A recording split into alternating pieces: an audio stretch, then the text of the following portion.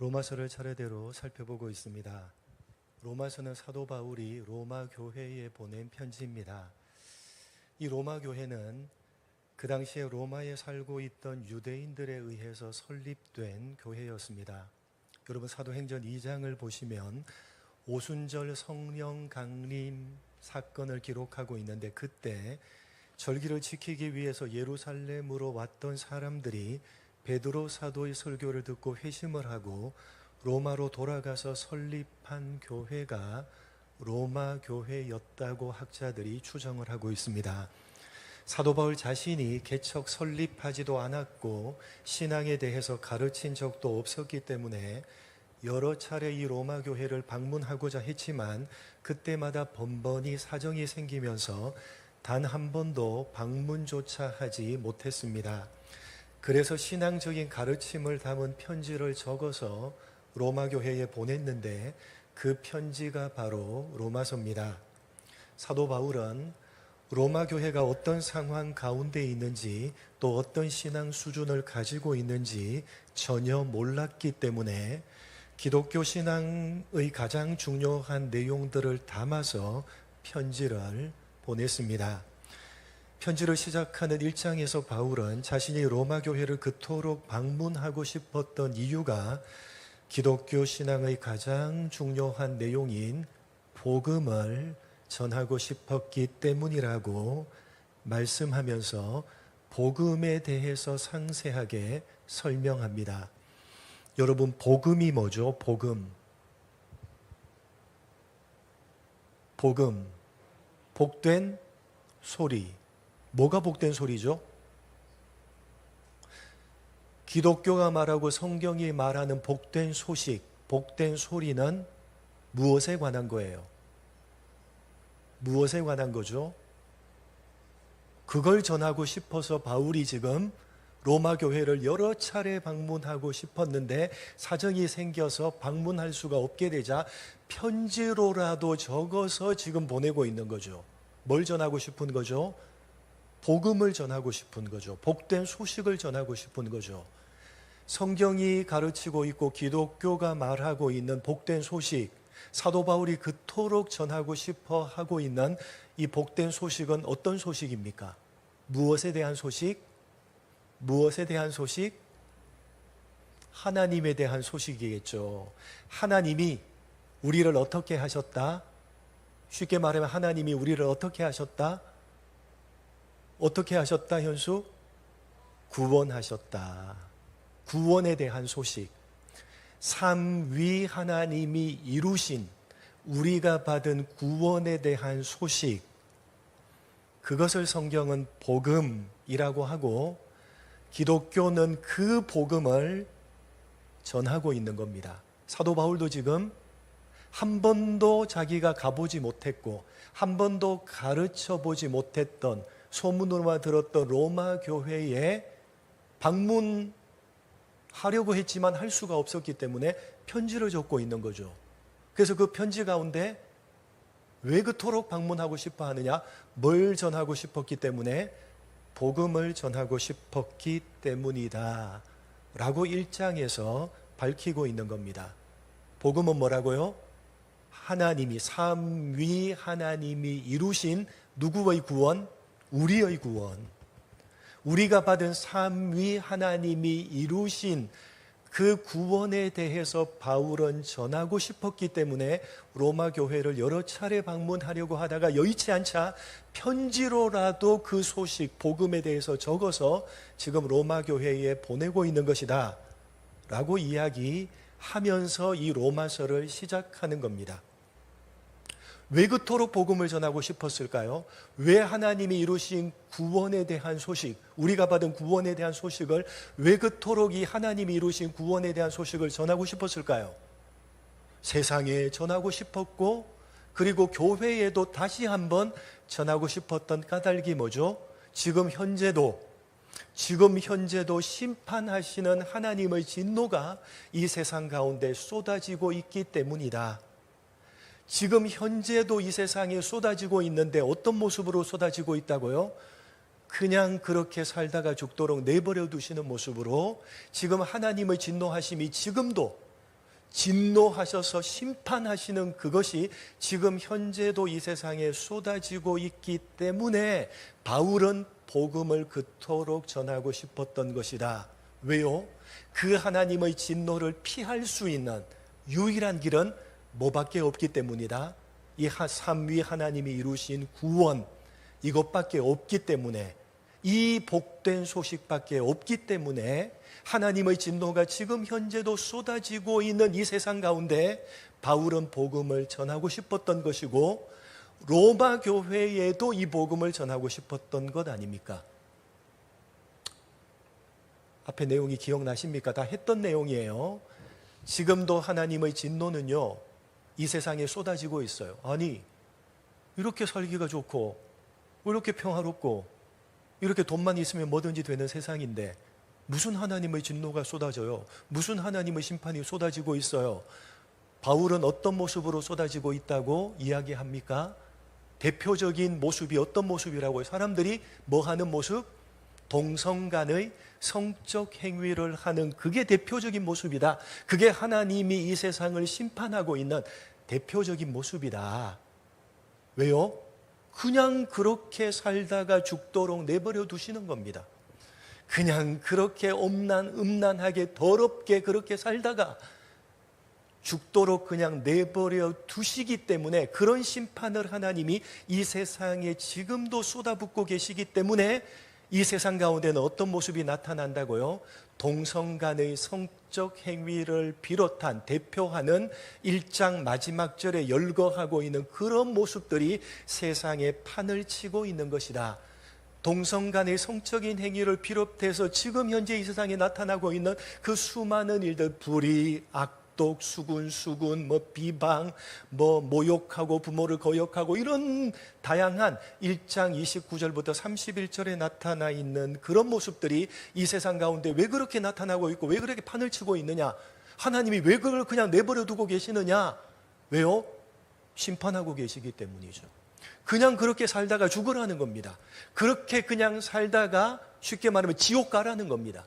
그냥 그렇게 살다가 죽어도 그냥 내버려 두는 그런 모습으로 하나님은 이 세상을, 지금도 하나님의 진노하심이 이 세상에 쏟아지고 있기 때문에, 그 하나님의 진노하심이 쏟아지고 있는 이 세상 속에서 모든 사람이 살고 있기 때문에 사도 바울은 그 하나님의 진노를 피할 수 있는 유일한 길인 복된 소식, 하나님이 이루신 이 구원을 전하고 싶었던 것이고, 로마 교회에도 이 소식을 전하고 싶었던 것이라고 이야기를 하는 겁니다. 여러분, 하나님이 지금도 이 세상 가운데 쏟아붓고 있는 동성 간의 성적인 행위를 비롯해서 1장 29절 이하에 열거하고 있는 그 모든 것들에서 여러분은 자유로울 수가 있어요? 동성 간의 성적인 행위, 그러면 여러분, 나는 자유로워요, 나는 거기에서 자유로워요, 이렇게 할 수는 있겠죠. 그러나 그건 대표적인 모습이고, 29절 이하에 열거하는 모습을 한번 보시기 바랍니다. 과연 여러분이 나는 자유로워요, 나는 이 하나님의 진노하심으로 나타나는 이 모습에서 나는 자유로워요 라고 장담할 수 있는지 한번 보시기 바랍니다. 자, 제가 읽어볼게요. 곧 모든 불의, 추악, 탐욕, 악의가 가득한 자요, 시기, 살인, 분쟁, 사기, 악독이 가득한 자요, 수군하는 자요, 비방하는 자요, 하나님께서 미워하는 자요, 능욕하는 자요, 교만하는 자요, 자랑하는 자요, 악을 도모하는 자요, 부모를 거역하는 자요, 우매한 자요, 배약한 자요, 무정한 자요, 무자비한 자라. 이런 것들이 나타나고 있다는 겁니다. 이 세상에 동성 간의 성적인 행위를 대표로 해서 이런 열거하고 있는 이런 것들이 이 세상에 판을 치고 있는 까닭은, 지금도 하나님의 진노하심을 이 세상에 쏟아붓고 계시기 때문에, 그냥 그렇게 살다가 죽도록 내버려 두시는 그 하나님의 진노하심이 쏟아지고 있기 때문에 이 세상에 이런 일들이 판을 치고 있는 것이다 라고 말하고 있는데, 여러분은 과연 여기 열거하고 있는 것들 가운데 자유롭다고 장담할 수 있느냐는 겁니다. 있어요? 자, 제가 하나 얘기해 볼게요. 수군하는 것 자유로워요, 여러분? 수군 하잖아. 3, 4, 5에 모여서. 한동이가 어떻대? 자유로울 수 있어요, 여러분? 비방하는 것, 딴 사람 비방하는 것 자유로울 수 있어요? 자유롭다고 여러분 나는 자유로워요 장담할 동성 간의 성적인 행위 자유롭다고 장담할 수 있겠죠. 그러나 그건 대표적인 거고, 이런 것들 열거하고 있는 이 모든 것들이 하나님이 진노하심을 쏟아붓고 있는 증거입니다. 부모를 거역하는 것, 밥 먹듯이 하잖아요. 밥 먹듯이 부모를 거역하잖아요. 안 해요? 자유로워요? 자유롭다고 장담할 수 없잖아요. 그렇죠?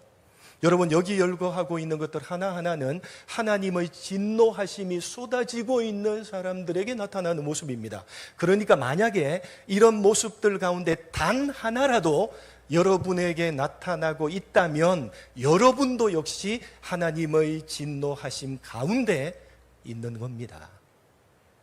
하나님의 진노하심 가운데 있는 거예요. 여기 하나라도 수군수군하고 있다면, 모여가지고 수군수군 한다면 여러분도 하나님의 진노하심 가운데 놓여 있다는 것입니다.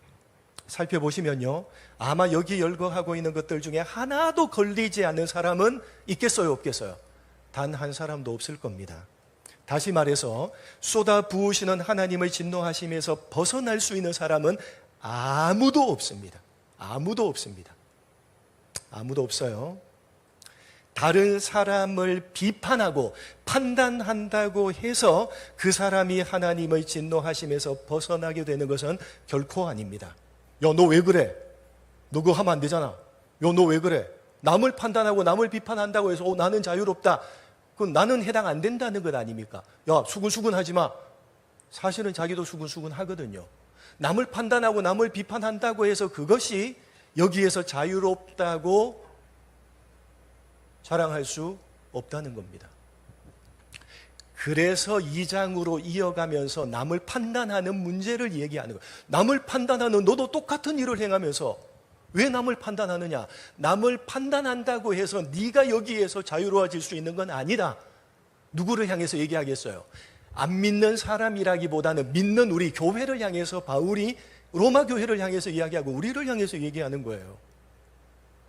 자, 이 세상의 모습을 보면서 성적인 행위를 동성 간의 성적인 행위를 하는 그런 모습들, 여기 열거하고 있는 이런 모습들을 보면서 야, 수근수근하고 야, 동성 간의 이렇게 지적하고 판단한다고 해서 내가 거기에서 자유로워지는 건 아니라는 겁니다. 똑같은 일을 하면서 무슨 남을 판단하느냐? 똑같은 일을 하면서 남을 판단하는 건 내가 자유로워지는 게 아니라 오히려 네가 판단하는 그것으로 너가 판단을 받게 될 것이다 라고 바울이 이야기하면서 2장을 남을 판단하는 문제로 이어가고 있는 겁니다. 여러분, 이 로마서를 하는 편지를 받아본 로마 교회 성도들, 어떤 민족이었다고요? 유대민족이었어요. 유대민족. 대부분이 유대민족이었어요.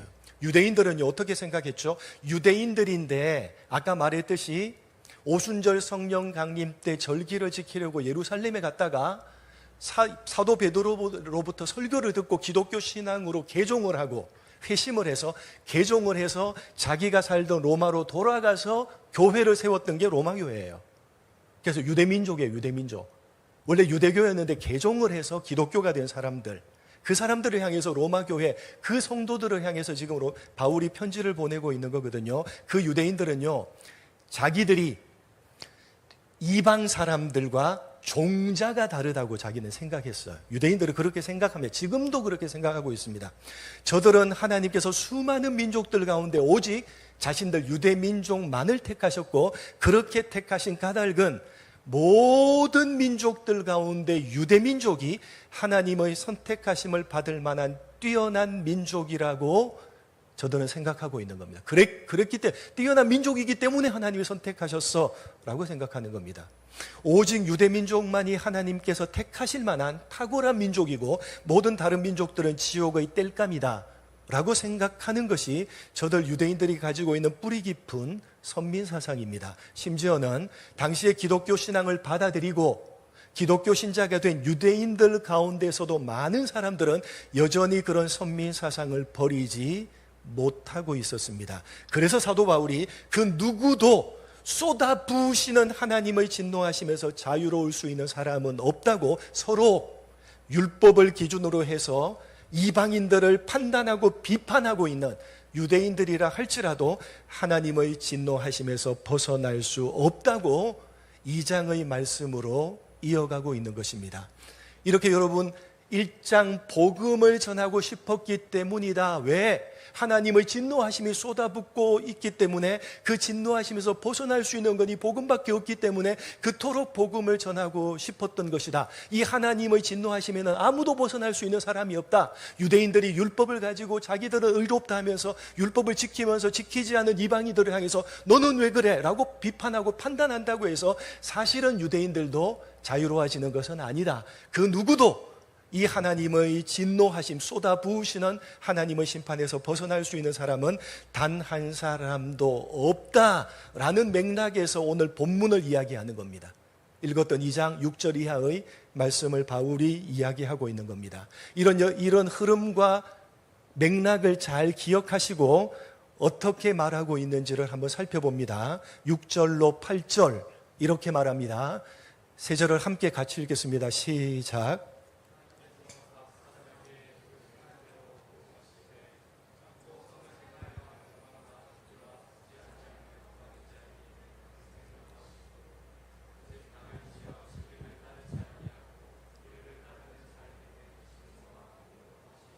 도대체 왜 이방인이든 유대인이든 할 것 없이 괜찮게 도덕적으로 사는 사람이든 개판으로 사는 사람이든 할 것 없이 이 세상 그 누구도 쏟아부으시는 하나님의 진노하심에서 왜 벗어날 수가 없는 것이냐? 바울은 하나님께서 각 사람이 행한 뭘 따라서 심판하시기 때문에 행위를 따라서 심판하시기 때문에 그 누구도 그 하나님의 심판에서 자유로울 수가 없다고 말하고 있습니다. 참고 선을 행하여 영광과 존귀와 썩지 아니함을 구하는 사람은 영생으로 하나님이 보상을 하시고, 오직 당을 지어서 진리를 따르지 않고 불의를 따르는 사람은 진노와 분노로 하나님이 심판하시는데, 문제는 영생으로 보상을 받을 만한 행위를 하는 사람은 그 어디에도 없다는 것입니다. 그 어디에도 행위로 하나님께 만족시킬 수 있는 사람은 그 어디에도 없다는 것입니다. 아무리 자기가 도덕적으로 살고 어떤 법을 기준으로 해서 윤리적으로 살고 그렇게 아무리 괜찮은 삶을 산다 할지라도 하나님이 행위를 따라서 심판하시는 그 심판 가운데서는 벗어날 수 있는 사람이 아무도 없다는 것입니다. 그래서요, 9절과 10절에서 다시 한번 바울은 유대인이든 헬라인이든, 헬라인은요 유대인을 제외한 모든 민족, 모든 사람을 이야기하거든요. 유대인이든 헬라인이든 누구든지 이 세상 모든 사람들은 모든 사람들 가운데 누구든지 악을 행하는 사람에게 공고가 있을 것이고 선을 행하는 사람에게는 영광과 존귀와 평강이 있을 것이다 라고 하면서 11절에 이렇게 말합니다. 11절에 하나님께서는 사람을 뭘로 취하지 않는다? 하나님은 뭘로 사람을 취하지 않는다? 외모로 취하지 않으신다고 말씀합니다.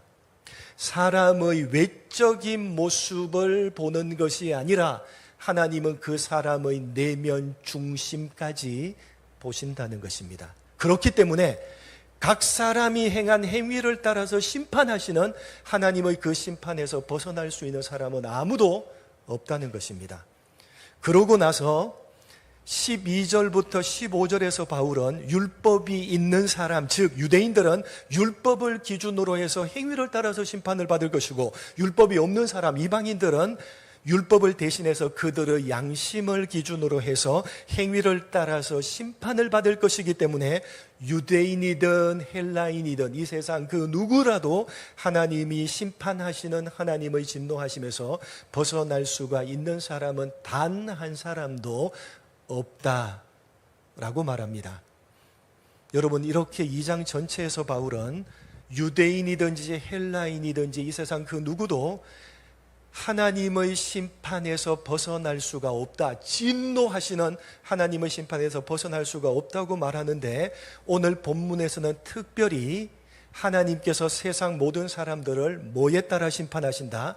각 사람의 행한 행위를 따라서 심판하시기 때문에 그 누구도 벗어날 수가 없다라고 거듭해서 말씀하고 있습니다.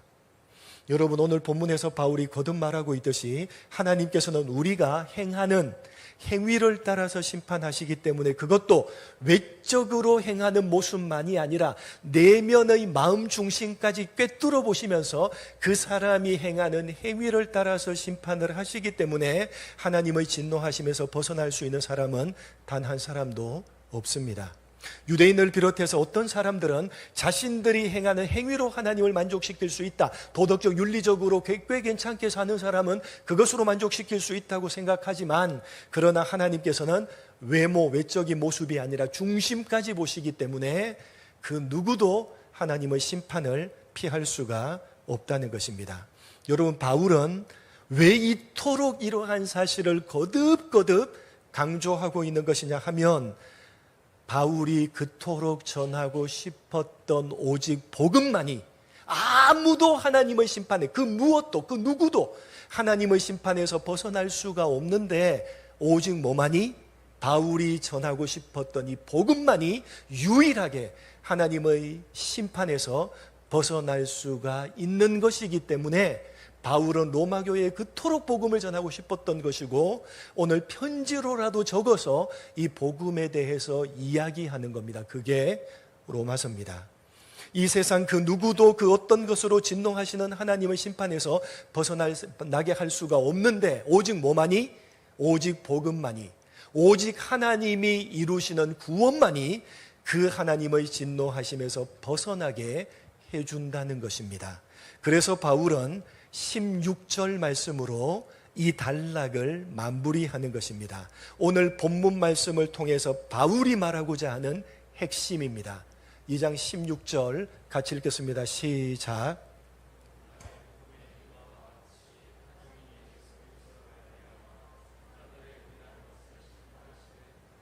자, 이렇게 마무리합니다. 무슨 말인지 알겠어요? 자, 하나님이 각 사람이 행한 행위를 따라서 심판하시는 거죠. 그저 외적인 모습만이 아니라 내면의 중심까지, 마음 중심까지, 마음에 무슨 생각을 하는 것까지 꿰뚫어 보시고 그 사람이 어떻게 마음을 가지고 있고 어떻게 행동하는지 행위에 따라서 하나님이 심판하시기 때문에 그 하나님의 심판에서 자유로울 수 있는 사람은 아무도 없다, 이렇게 이야기하고 난 다음에, 그걸 거듭해서 강조하고 난 다음에 16절 이렇게 마무리합니다. 곧 나의 복음에 이른 바와 같이, 나의 복음에 이른 바와 같이 하나님이 누구로 말미암아 예수 그리스도로 말미암아 사람들의 은밀한 것을 심판하시는 그날이라. 앞에서 바울이 그 누구도 하나님의 심판에서 벗어날 수가 없다. 왜? 하나님이 뭘 기준으로 심판하시기 때문에? 그 사람이 행한 행위를 기준으로, 그것도 외적인 행위만이 아니라 마음의 행위까지 보시면서 하나님이 그 행위를 따라서 심판하시기 때문에 그 누구도 그 하나님의 심판에서 벗어날 수가 없다라고 이야기하고, 마지막 결론은 어떻게 이야기하고 있죠? 내가 이른 복음, 내가 전하는 복음에 이른 바와 같이, 내가 전하는 복음에서 말씀하고 있는 바와 같이 하나님이 각 사람이 행한 행위가 아니라 누구로 말미암아 은밀한 것을 심판하신다? 예수 그리스도로 말미암아 사람들의 은밀한 것을 심판하신다라고 이야기하는 겁니다. 무슨 말이냐 하면, 마음 중심까지 보시는 하나님께서 사람의 그 은밀한 것까지 행위를 따라서 심판을 하시는데, 복음은 그 심판하시는 하나님의 기준을 누구로 바꾸어 버린다는 거죠? 누구로 바꾸어 버린다는 거죠? 예수 그리스도로 바꾸어 버린다는 겁니다. 이해가 되세요? 하나님께서 각 사람이 행한 행위를 기준으로 심판하십니다. 다만 외적인 모습만이 아니라 그 마음 중심까지도 보시기 때문에 사람의 행위를 기준으로 해서 심판하시는 하나님의 진노하심에서 벗어날 수 있는 사람은 있어요, 없어요? 아무도 없어요. 아무도 없어요. 우리 가운데 아무도 없어요. 이 세상에 단 한 사람도 없습니다. 그런데 복음은 어떤 것이냐? 그 하나님이 심판하시는 기준을 뭘로 바꿔버린다죠? 예수 그리스도로 말미암아 심판하시는 그 기준을 예수 그리스도로 바꾸어 버리는 것이기 때문에 오직 이 복음만이 하나님의 심판에서 벗어날 수가 있는 유일한 방법이라는 것입니다. 여러분, 하나님께서 사람이 행하는 각 사람의 행위에 따라서 심판하시고 그 심판에서 벗어날 수 있는 사람은 아무도 없습니다. 그러나 아무도 없지만 그러나 복음을 받아들인 사람, 이 하나님이 이루신 구원을 가지고 있는 사람, 하나님이 이루신 구원을 받은 사람, 이 복음을 받아들인 사람은, 예수를 믿는 그 우리들은 이제 우리의 행위가 심판의 기준이 되는 것이 아니라 예수님이 심판의 기준이 되시는 겁니다. 더 이상 하나님께서 우리의 행위를 보고 심판하지 않으시고 우리가 믿고 있는 누구를 보시고, 우리가 복음을 받아들여서 믿고 있는 누구를 보시고, 하나님이 이루신 구원의 핵심인 우리가 받아들인 복음이신 예수님을 보시고 우리가 행위에 따라 받을 심판을 면제해 주신다는 것입니다. 그게 복음이라는 겁니다. 그래서 바울은 복음을 그토록 전하고 싶었던 것이고, 그래서 방문하고 싶었던 것이고, 여의치가 않자 편지로라도 지금 적고 있는 겁니다. 여러분, 오직 예수 그리스도만이 그 누구도 벗어날 수 없는 하나님의 심판에서 벗어날 수 있는 유일한 방법이라고 바울이 거듭 로마 교회를 향해서, 그리고 우리들을 향해서 말씀하고 있는 겁니다. 여러분, 바울이 강조하고 있듯이 우리가 행하는 행위를 기준으로 심판하시는 하나님의 진노하심에서 벗어날 수 있는 방법은, 유일한 방법은 누구를 믿는 그 방법밖에 없어요. 구원자이신 예수님을 믿는 방법밖에 없습니다. 다른 방법으로는요, 심판하시는 하나님의 심판에서 벗어날 수가 없습니다. 그 누구도. 그런데 여러분, 오늘 바울이 강조하고 있는 이 말씀, 하나님의 진노하심에서 벗어날 수 있는 유일한 방법은 예수님을 구원자로 믿는 방법밖에 없다라는 이 말씀은 자칫 잘못하면 우리가 잘못 이해할 위험이 있습니다. 여러분, 이 세상 그 누구도 스스로의 행위로 하나님의 심판에서 벗어날 수 있는 사람은 단 한 사람도 없습니다. 오직 예수님을 구원자로 믿을 때 비로소 하나님의 심판에서 벗어날 수가 있게 되는 것입니다. 그래서 성경은 하나님의 심판에서 벗어나서 구원을 받을 수 있는 유일한 방법은 행위가 아니라 무엇이라고? 믿음이라고 가르치고 있는 것입니다. 다시 말해서 믿음은 행위가 아니라고 성경이 가르치고 있는 겁니다. 행위로 심판을 받을 수 있는 사람은 아무도 없고 오직 뭘로만 받을 수 있다? 믿음으로만 받을 수 있는 거죠. 그렇다면 믿음이란 행위가 아니라는 얘기입니다. 근데 우리는 자칫 잘못하면 구원자로 예수님을 믿는다는 것을 우리가 하는 행위로 이해할 위험이 있는 겁니다. 여러분, 예수님을 구원자로 믿는다는 이 믿음은요, 행위가 아닙니다. 그게 만약에 행위가 되어버리면 그 행위로는 구원받을 수 있어요, 없어요? 구원받을 수 없어요. 행위로 구원받을 수 있는 사람은 아무도 없습니다. 행위로 구원받을 수 있는 사람은 아무도 없기 때문에 행위가 아니라 믿음이다, 성경이 이야기하고 있는데, 그렇다면 믿음이란 행위가 되어서는 안 되는 겁니다. 이해가 되시겠어요? 자, 믿음은 행위가 아닙니다. 아니에요. 성경이 누누이 가르치고 있는, 구원을 설명할 때마다 성경이 누누이 가르치고 있는 바입니다. 대표적으로 에베소서 2장 8, 9절 읽어보겠습니다. 자, 구원이 뭔지 에베소서 2장 8, 9절, 에베소서 2장 8, 9절, 로마서 아니고 에베소서 2장 8, 9절,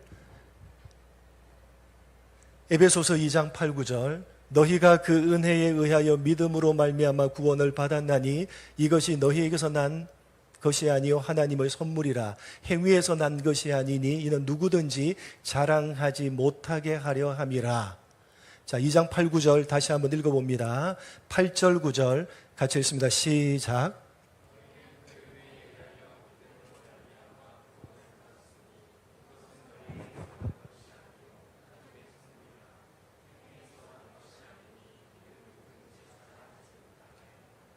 이게 복음에 대한 설명이고 우리가 받은 구원에 대한 설명입니다. 대표적인 설명입니다. 행위가 아니라 뭐라고요? 믿음입니다. 그런데 믿음은 은혜고 선물이며 특별히 너희에게서 난 것이 맞아요, 아니에요? 우리에게서 난 것이 맞아요, 아니에요? 이 믿음이라고 하는 우리에게서 난 것이 아니다. 그죠? 누가 주시는 선물이다? 하나님이 거저 은혜로 주시는 선물이다. 여러분, 믿음은요, 우리에게서 난 것이 아니에요. 우리에게서 난 것이 아니에요. 행위는요, 누가 하는 거죠? 자, 믿음은 우리가 하는 게 아니에요. 행위가 아니기 때문에 우리가 하는 게 아니에요. 그죠? 행위는요, 누가 하는 거예요? 내가 하는 거잖아요. 그럼 믿음은요, 반대거든요. 믿음은요, 내가 하는 게 맞다 아니다? 내가 하는 게 아니라는 겁니다. 그렇죠? 행위는요, 우리에게서 난 것입니다. 그러나 믿음은 다르다는 거죠. 믿음은 우리에게서 난 것이 맞다 아니다? 아니다. 우리가 하는 행위가 아니라는 겁니다. 누가 하는 거죠? 누가 하는 행위? 믿음이라고 하는 건 누가 하는 행위? 하나님이 하시는 행위입니다. 그걸 말하고 싶은 거예요. 복음의 핵심이에요. 여러분, 이걸 제대로 그래서 은혜요 선물이다. 누가 주시는? 너희에게서 난 것이 아니요 하나님이 은혜로 값없이 주시는 선물이다. 이렇게 이야기하잖아요. 여러분, 이것을 제대로 정리하지 못하면 우리는 믿음이라는 것을 우리가 하는 행위로 잘못 이해할 위험이 다분히 있는 것입니다. 다시 말씀드립니다. 여러분, 행위는 우리가 하는 것이기 때문에 우리에게서 난 것입니다. 그러나 믿음은 행위에서 난 것, 우리에게서 난 것, 우리가 하는 행위가 맞다 아니다? 아닙니다. 그러니까 믿음을 내가 믿었다. 내가 예수 믿어서 구원받았어. 이렇게 하면요. 이렇게 이해하면요. 그것은 내가 하는 행위가 되어져 버리는 겁니다. 내가 예수를 믿어서 구원받았어. 나 예수 믿어서 구원받은 거야. 너 왜 예수 안 믿어? 이렇게 하면 누가 하는 행위죠? 이렇게 하면 예수를 믿는 믿음은 누가 하는 행위죠? 내가 하는 행위죠. 나는 예수를 믿어서, 내가 예수 믿어서 구원받았어. 너는 왜 예수를 안 믿어서 구원 못 받았어? 이렇게 하면요. 그 예수 믿는 믿음은요, 내가 하는 행위가 되어져 버리는 겁니다. 그건 성경이 말하는 믿음이 아니라는 겁니다. 그건 행위라는 겁니다. 그래서 잘 우리가 정리를 해야 되는 겁니다. 여러분, 그런 행위로는요, 하나님의 심판에서 벗어날 수가 없습니다. 성경이 말하는 믿음은 행위가 아니라 하나님의 은혜요, 하나님의 선물입니다. 나에게서 난 것이 아니라 하나님에게서 난 것이고 하나님이 하시는 것이 바로 성경이 말하는 믿음입니다. 여러분, 우리에게서 난 우리의 행위로는요, 하나님의 심판에서 벗어날 수 있는 사람은 단 한 사람도 없습니다. 오직 예수를 믿는 것만이 유일한 방법인데, 예수를 믿는다는 것은 우리에게서 난 우리의 행위가 아니라 하나님에게서 난 하나님이 하시는 행위입니다. 그래서 하나님이 주시는 은혜요, 하나님이 주시는 선물입니다. 쉽게 우리가 잘 알듯이 쉽게 설명을 드리면, 내가 예수를 믿은 것이 아니라 누가 믿게 하신 거죠? 내가 예수를 믿은 것이 아니라 하나님이 믿게 하신 것입니다. 여러분, 예수가 믿어진다면요, 예수님이 구원자로 믿어진다면요, 그건 내가 믿은 것이 아니라 하나님이 그렇게 믿게 하셨기 때문에 믿어지는 겁니다. 그게 성경이 말하는 믿음입니다. 그래서 그 믿음은요, 우리에게서, 나에게서 난 것이 아니라, 나에게서 난 행위가 아니라 하나님이 믿게 하셔서 값없이 은혜로 주신 선물을, 나에게 믿게 하시는 선물을 주셨기 때문에 믿어지는 겁니다. 나는 수동적으로 믿어지는 거예요. 누가 믿게 하셨기 때문에? 하나님이 믿게 하셨기 때문에, 그 믿게 하시는 그 믿음을 선물로, 은혜로 하나님이 나에게 주셨기 때문에 믿어지는 겁니다. 다시 말해서 이 예수님을 구원자로 믿는다는 것은요, 거저 주시는 하나님의 선물을 받은 것이고 하나님의 은혜를 입은 것입니다. 여러분, 예수님이 구원자로 믿어져요? 믿어진다면요, 안 믿어진다면 논외고, 여러분 믿어진다면요, 예수님이 구원자로 믿어진다면요, 그건 여러분이 믿은 게 아니에요. 여러분이 믿은 게 아니라 누가 믿게 하신 거예요? 하나님이 여러분으로 하여금 믿게 하셨기 때문에 여러분이 믿어지는 겁니다. 믿어지는 겁니다. 그러니까 예수가 믿어진다는 건요, 이미 하나님이 나에게 뭘 주셨다는 거죠? 은혜를 주셨다는 거고, 이미 하나님이 나에게 선물을 주셨다는 겁니다. 여러분, 예수가 믿어져요? 믿어집니까? 예수를 믿는 너희는 각 사람이 행한 대로 심판하시는 하나님의 진노하심에서 벗어난 사람이다. 그 누구도 스스로의 행위로 벗어날 수가 없는 준엄한 하나님의 심판에서 벗어난, 말할 수 없는 하나님의 선물을 이미 받은 자들이고, 말할 수 없는, 감당할 수 없는 하나님의 은혜를 이미 입은 자들이 바로 너희들이라고 오늘 바울이 복음을 설명하면서 로마 교회를 향해서 말하고 있는 겁니다. 우리를 향해서 말하고 있는 겁니다. 여러분, 예수를 믿는 우리는요, 하나님의 선물을 이미 받은 사람입니다. 받은 사람이에요. 하나님의 은혜를 이미 입은 사람입니다. 그 받은 선물과 이미 입은 은혜는요, 감히 이 세상 그 무엇과도 견줄 수가 없는 영원한 생명입니다. 값없이 주신 거예요. 믿어진다면, 예수가 믿어진다면 하나님이 그 영원한 생명을 값없이 은혜로 나에게 선물로 주신 거예요. 주셨기 때문에 믿어지는 거예요. 예수가 믿어진다면요, 이미 하나님이 말할 수 없는, 이 세상 것과는 비교할 수 없는 영원한 생명을 이미 여러분에게 은혜로 주셨고, 이미 여러분에게 선물로 주셨다는 겁니다. 여러분이 예수를 믿어진다면요, 하나님으로부터 말할 수 없는, 이 세상 것과는 좋게 비교할 수 없는 그 은혜와 선물을 이미 받았다는 겁니다. 바울이 그걸 이야기하고 싶은 거예요. 여러분, 이걸 놓치게 되면요, 우리는 자꾸만 기독교 신앙이라는 이름으로 다른 걸 요구하게 되어져 있습니다. 다른 걸. 하나님, 열심히 내가 예배했는데 주일마다 한 번도 안 빠지고 난 이렇게 열심히 예배하고 기도하고 봉사하고 헌신하고 성경 공부하고 나 이렇게 열심히 했는데 왜 아무것도 안 주세요? 이렇게 된다는 거죠. 이렇게. 뭘 놓치면 이미 감당할 수 없는, 이미 세상 것과는 비교할 수 없는 영원한 생명이라는 하나님이 주시는 은혜를 받은 자요, 하나님이 이미 선물을 나에게 주셨다는 사실을 놓쳐버리면, 내가 예수가 믿어진다는 그것이 이미 하나님이 감당할 수 없는 은혜를 이미 주셨고, 하나님이 영원한 생명이라는 이 세상과 좋게 비교할 수 없는 선물을 이미 값없이 공짜로 나에게 주셨는데, 그걸 놓쳐버린다면 우리는 자꾸 신앙이라는 이름으로 어떻게 된다고요? 이렇게 열심히 했는데 왜 아무것도 안 주세요, 하나님? 이렇게 가는 거죠. 열심히 찬양하고 기도하고 헌금하고 교제하고 헌신하고 봉사했는데, 말씀대로 살아보려고 하나님 이렇게 몸부림치고 있는데, 나는, 내 삶은 도대체 왜 이 모양 이 꼴입니까? 오늘 바울이 말하고 있는 바를 놓치게 되면 우리 신앙은 이런 식으로 흘러가 버리게 되는 겁니다.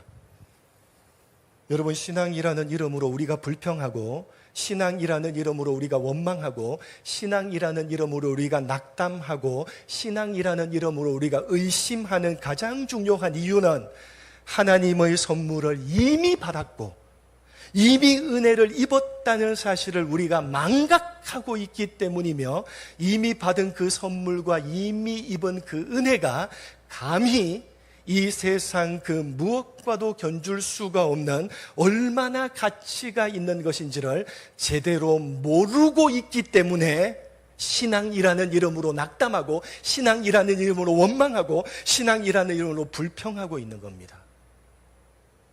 가장 중요한, 우리가 낙담하고 신앙이라는 이름으로 낙담하고 낙심하고 불평하는 가장 중요한 이유는요, 이미 선물 받았는데 다른 것 다 안 줘도 괜찮을 만한, 이 세상 모든 걸 다 가져와도 비교할 수가 없는 하나님이 그냥 값없이 주시는 은혜와 선물을 이미 받았는데, 그 받았다는 사실을 망각하거나 망각하고 있거나 아니면 받긴 받았는데 이 가치가 얼마만한 것인지를 모르고 있기 때문에 어떻게 해요? 신앙이라는 이로 왜 아무것도 안 줘요? 왜 내 삶은 이 모양 이 꼴이에요? 라고 불평하고 원망하고 의심하고 있는 거예요. 여러분 그 가치를 제대로 알아요? 여러분 예수 믿어져요? 예수가 믿어져요? 예수가 믿어진다는 그건 하나님이 이미 선물을 주셨다는 거예요. 영원한 생명이란 선물을 주신 것이고 이미 은혜를 입혀주신 거예요. 그 가치는요, 이 세상 그 무엇을 가져와도 비교할 수 없는 가치예요. 이미 받았고 이미 입었는데 모르고 있는 거죠. 받았고 입었다는 사실을 모르고 있는 거고, 받긴 받았는데 그 가치가 얼마만한 것인지를 제대로 이해하지 못하고 있기 때문에 여러분 신앙이라는 이름으로 우리는 원망하고 불평하고 낙담하고 낙심하고 의심하는 거죠. 여러분 어떠세요? 여러분 예수를 믿는 우리는 하나님의 선물을 이미 받은 사람들이고 하나님의 은혜를 이미 입은 사람들입니다. 이미 받은 선물과 이미 입은 그 은혜는요, 이 세상 전부를 다 준다 해도 감히 견줄 수가 없는 영원한 생명입니다. 하나님께서 아무것도 안 주셔도, 하나님께 나에게 아무것도 안 주셔도 상관이 없을 만큼, 아무것도 안 주셔도 상관이 없을 만큼 하나님께서 이 세상 가운데 살아갈 때 어려움과 고난을 나에게 많이 허락하셔도 상관이 없을 만큼, 괜찮을 만큼 그런 선물과 은혜를 이미 우리에게 주신 겁니다. 그 가치를 제대로 모르고 있기 때문에 그런 거예요. 얼마만한 가치를 받았는지를. 여러분 금값 많이 올랐잖아요, 그죠?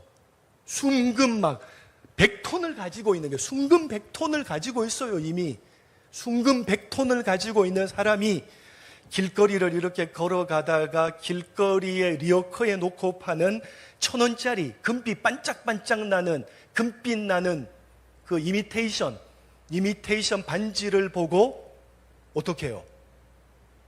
있어도 그만이고 없어도 그만 아닙니까? 그렇죠? 순금 100톤을 가지고 있는데 길거리 가다가 반짝반짝 빛나는 1,000원 주면 살 수 있는, 2,000원 주면 살 수 있는 그 반짝반짝 빛나는 금빛으로 나는 그 반지, 그게 뭐가 필요하겠어요? 뭐 있어도 되고 잊어버려도 없어도 되는 것 아니에요. 그죠? 우리는 근데 어떻게 한다고요? 내가 순금 100톤을 가지고 있다는 건 잘 몰라요. 그게 부러운 거죠. 가지고 싶은 거죠. 그게 없으면 불평하는 거죠. 순금 덩어리 100톤을 가지고 있는데 그 가치를 모르는 거예요. 가치를 모르고, 그죠? 그냥 돌덩이인 거예요, 돌덩이. 뭐 이게 왜 돌덩이에요? 그러니까 길거리 지나가다가 1,000원짜리 반짝반짝 빛나는 그게 갖고 싶은 거고, 그게 안 주어지면 불평하고 원망하고 낙담하는 거죠. 부디 알아들으셨으면 좋겠습니다. 뭔 말을 하는지. 여러분 부디 감당할 수 없는 선물을 이미 받았고 세상 그 무엇과도 견줄 수가 없는 은혜를 이미 입었다는 사실을 여러분 제발 잊지 마시고 그 가치를 제대로 아시기 바랍니다. 그리고 선물을 받은 자요, 은혜를 입은 자로서 마땅히 해야 하는 반응으로 기쁨과 즐거움과 감사함으로 예배하고 찬양하고 기도하고 헌금하고 봉사하고 헌신하는, 말씀대로 살아가기를 몸부림치는, 받은 바 은혜, 입은 바 선물의 그 가치를 제대로 아는 여러분 모두가 되시기를 주님의 이름으로 간절히 축복합니다.